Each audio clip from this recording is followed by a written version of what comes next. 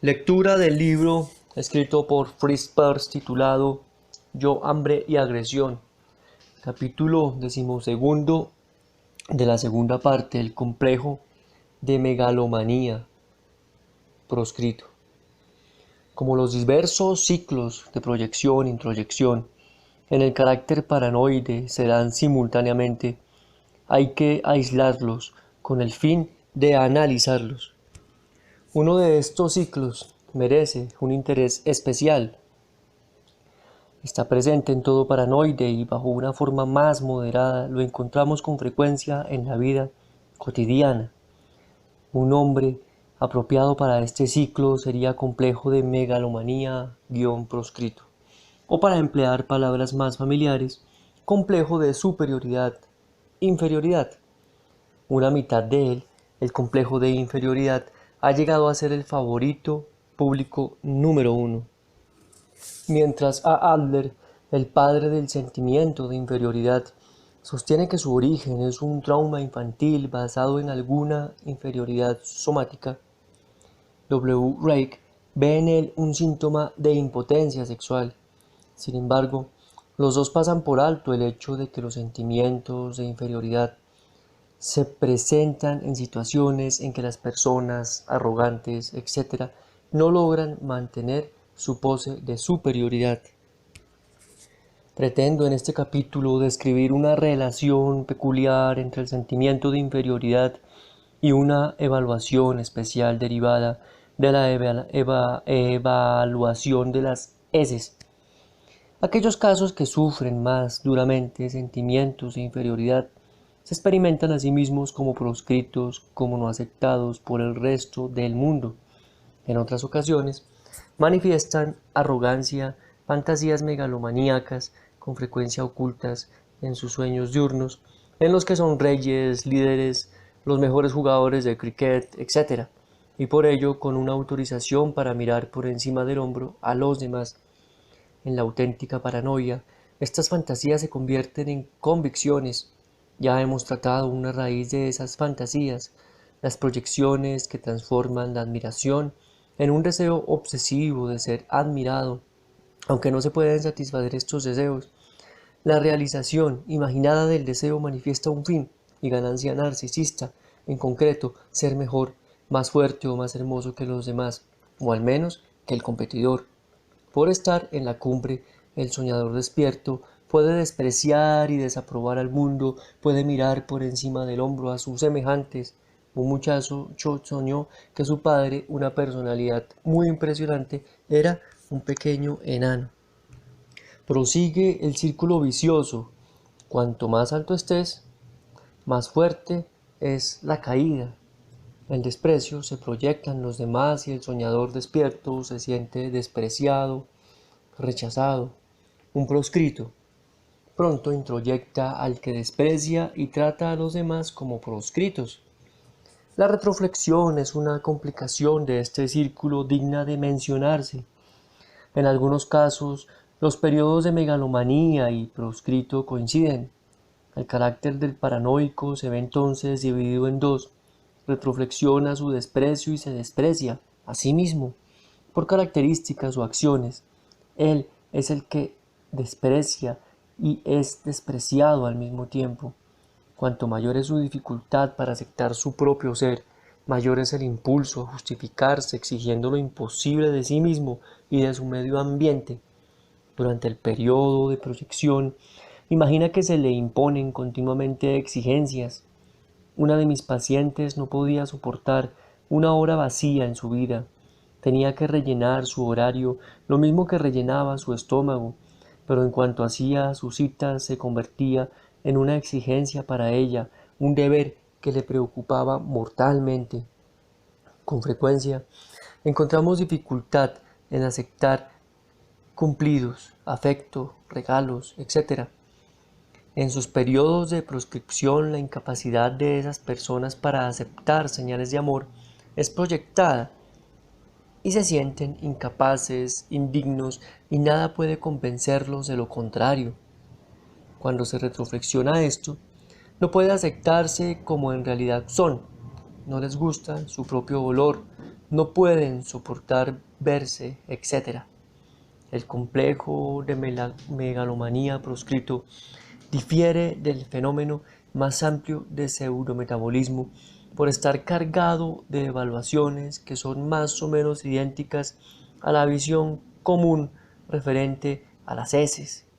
En la interpretación psicoanalítica, las heces constituyen la mayor parte de las veces un símbolo de algo valioso, de un niño, parecido con la situación de algo parecido con la situación de nacimiento o de dinero, expresión por medio de su opuesto.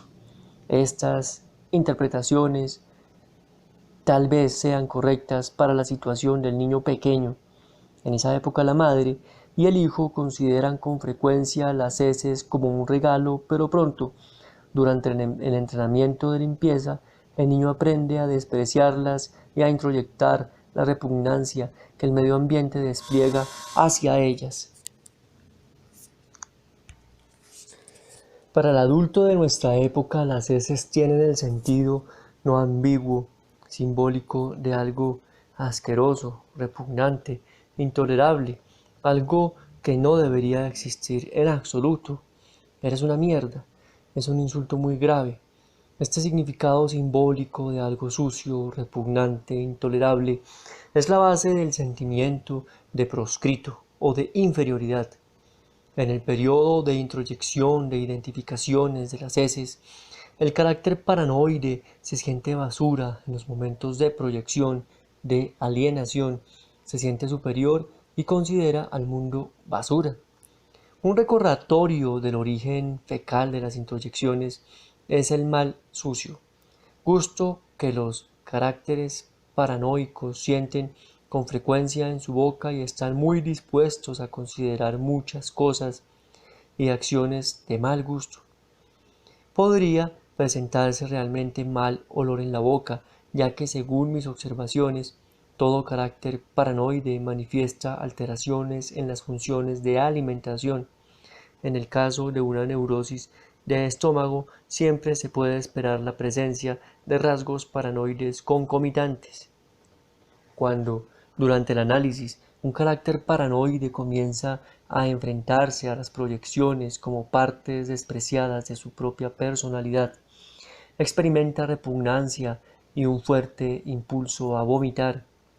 Esto es una buena señal. Indica el restablecimiento del sensor y de las fronteras del ego. Ya no se introyectan ciegamente las proyecciones. Cuando se restablece el gusto, la repugnancia provocada por el origen fecal de las proyecciones subirá a la superficie. Sin la reaparición de la repugnancia, el análisis de cualquier neurosis de alimentación o paranoide no tiene esperanza. El psicoanálisis ha reconocido ya que la mayoría de las neurosis tienen un núcleo psicótico. En las neurosis obsesivas, el núcleo paranoico ha sido considerado hasta ahora insensible al tratamiento. Sin embargo, puede diluirse este núcleo si prestamos suficiente atención a su componente alimenticio. Encontramos todo tipo de formas intermedias entre el carácter paranoico y el obsesivo, pero hay algunas diferencias decisivas. Las funciones paranoicas son en su mayor parte inconscientes y las funciones del ego están profundamente alteradas. En el proceso obsesivo, las funciones del ego están cualitativamente exageradas, casi solidificadas, aunque cuantitativamente disminuidas. Además, en la neurosis obsesiva, el entumecimiento desempeña un papel mucho menor y el factor dominante es la consciente evitación real del contacto. La anulación del sentimiento de estar sucio se intenta la mayor parte de las veces con continuos lavados y evitando el contacto con la suciedad. De esta forma, el sentimiento de estar sucio se proyecta en un grado mucho menor que en el caso del paranoide. En la actitud oral del neurótico obsesivo, encontramos una introyección menos completa que en el caso del paranoide, pero en una habitación más real de morder y hacer daño. Encontramos también rigidez en los músculos, especialmente de las mandíbulas. Parece como si el neurótico obsesivo intentara al morder evitar el contacto de los dientes anteriores, superiores e inferiores, estableciendo con ello una confluencia oral. En contraposición con el paranoide, emplea con frecuencia sus molares, pero es incapaz de realizar un corte claro. Tiene miedo de herir directamente y acumula una cantidad tremenda de agresión, resentimiento. Por eso el herir y el matar juegan un papel predominante en sus pensamientos obsesivos. El peligro de que estas fantasías de matar puedan transformarse en acción no existe en el final obsesivo, pero se acrecienta hacia el fin paranoico de la escala de estadios intermedios. Los excelentes estudios de paranoicos en la película Rage in Heaven y en la novela Cronin Hatters Castle tanto a la neurosis obsesiva como a la paranoia las caracteriza una fuerte propensión hacia la confluencia. El paranoico no es consciente de ello, pero el carácter obsesivo vive en un miedo permanente de perder su individualidad y su autocontrol. Sale al paso del peligro de deslizarse hacia una confluencia paranoica estableciendo fronteras rígidas. Su defensa, como la línea Maginot, padece de falta de movilidad. Su defensa, persistir en estas fronteras rígidas, le proporciona un falso sentido de seguridad similar al que experimentó el pueblo francés. No tenía suficiente conciencia de la confluencia que existía a través de los Países Bajos, ya que las fronteras convencionales no existen para Hitler, y de la necesidad de fronteras de defensa elásticas. La línea Maginot llegó a ser un testaferro, un objeto indestructible, pero rígido y por ello inadaptable. Investigaciones ulteriores arrojarán más luz sobre la relación entre neurosis obsesiva y paranoia. Una cosa parece cierta: las dos enfermedades, a diferencia de la histeria y la neurastenia, muestran muy poca inclinación a remisiones o a curarse espontáneamente, sino más bien una tendencia a empeorar. Esto no resulta sorprendente si se recuerda el círculo vicioso del pseudometabolismo paranoico y la evitación creciente del carácter obsesivo, cosa que las dos desintegran progresivamente la personalidad. En sus estadios avanzados, los dos tipos han perdido la capacidad de sonreír, de apreciar el humor. Siempre son mortalmente serios. El descubrimiento del núcleo paranoico en las neurosis obsesivas entra en un peligro. Podría darse la tentación de realizar un corte y tratar solo el núcleo. Esto sería un grave error y solamente acrecentaría las actividades fingidas y el sufrimiento del carácter obsesivo.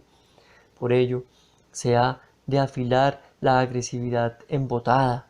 Con este fin se puede emplear un síntoma que siempre he encontrado en este tipo y que tiene la ventaja de ser un fenómeno de contacto, aunque con frecuencia distorsionado por la proyección.